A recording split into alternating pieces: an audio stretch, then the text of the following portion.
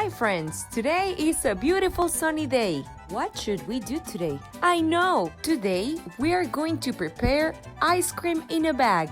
For this recipe, you will need 2 resealable plastic bags, a big one and a smaller one, a bowl full of ice, 1 cup of milk, 1 tablespoon of vanilla, and 1 tablespoon of sugar. You're going to need 1/4 cup of salt and finally winter or kitchen gloves. The first step is to open the big bag really wide so you can put your ice. Step 2, put the ice inside the bag.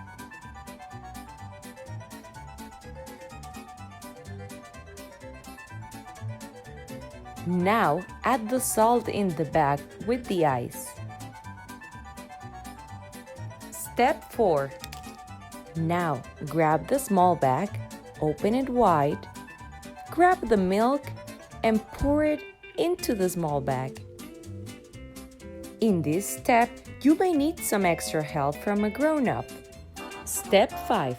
Since our ice cream of today is vanilla, we will add 1 tablespoon of vanilla and 1 tablespoon of sugar.